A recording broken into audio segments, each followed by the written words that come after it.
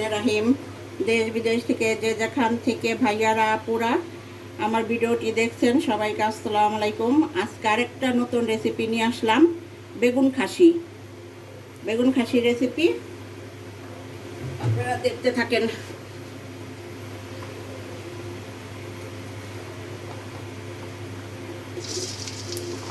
এটা মাছ দিব না, মাছ ছাড়া বেগুন খাসি।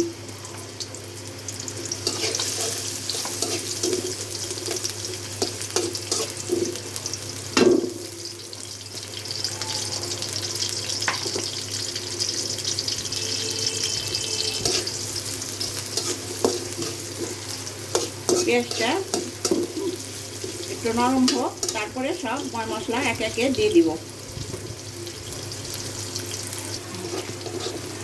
পেঁয়াজটা এখন আমার নরম হয়ে আসতেছে, এখনই একে একে মশলা দিয়ে দিব। খুব একটা মশলা দিব না, কারণ মাছ ছাড়া সবজি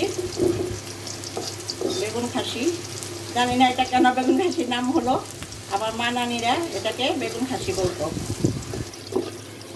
এখন এটাকে কে খান বা কারা কারা চিনেন এই বেগুন খাসি, কমেন্ট করে আমাকে জানাবেন।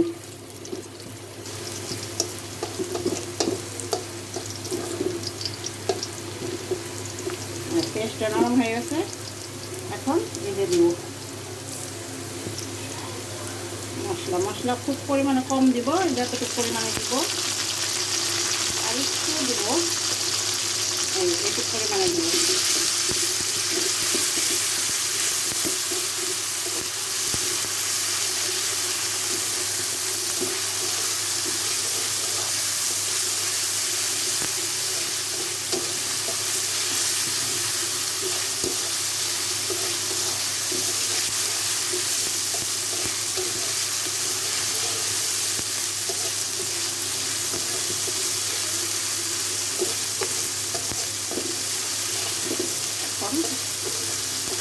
এটা রসুনটা হয়ে গেছে ভালোটা, এখন পানি দিয়ে অন্যান্য মশলা দিয়ে দেবো।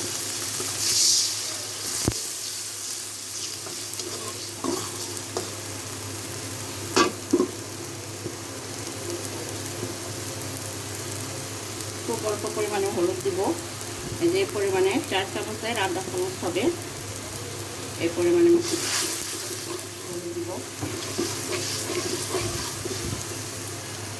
একটু পরিমাণে আবার গুঁড়া মরিচও দিব, শুকনো মরিচের গুঁড়া, এই যে এইটুকু পরিমাণে দিয়ে দেবো একটু ধনিয়া ফাঁকি অল্প পরিমাণে দিব, 4 চামচেরও আধা চামচেরও কম। দিয়ে দিব একটু জিরার গুঁড়া,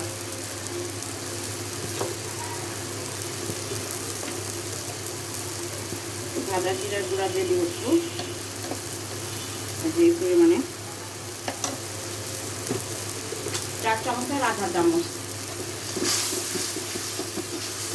আমি আপনাদের সবসময় বলি, সবজি বুঝে মাছ বুঝে মশলা দিবেন, এবং সব সবজি মশলা পরিমাণ বেশি পরিমাণে লাগে না, সব কিছুতে পরিমাণে ভাব বুঝে তারপরে এক এক রকম মশলা লাগে। এখন আমি আর একটু পানি দিয়ে দিব, আমার মশলাটা ভালোভাবে কষানো হোক। আর একটু লবণ দিয়ে দিব, লবণটা হোক, মশলাটা পাকা শুক, তারপরে আবার এগুলা দিয়ে দিব, বেগুনগুলা। এখন ঢেকে দিব। এখন বেগুনটা ঢেলে দিচ্ছি, এখন এটা নাড়া দিয়ে কষানোর জন্য ঢেকে রেখে দিব।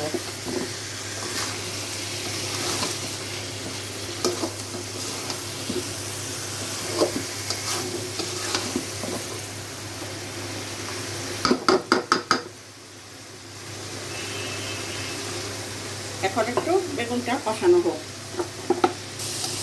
দেখেন আমার বেগুন খাসিটা একদম হয়ে গেছে, তেল উঠে গেছে। অল্প একটু পানি দিব, শুধু আসার জন্য,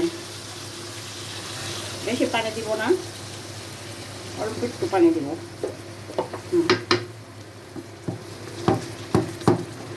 এটা একদম পাশ হয়ে চচ্চড়ি হয়ে যাবে।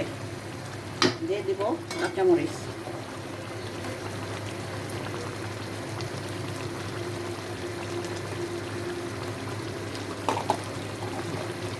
একটু ঢেকে রেখে দিব, পরে আবার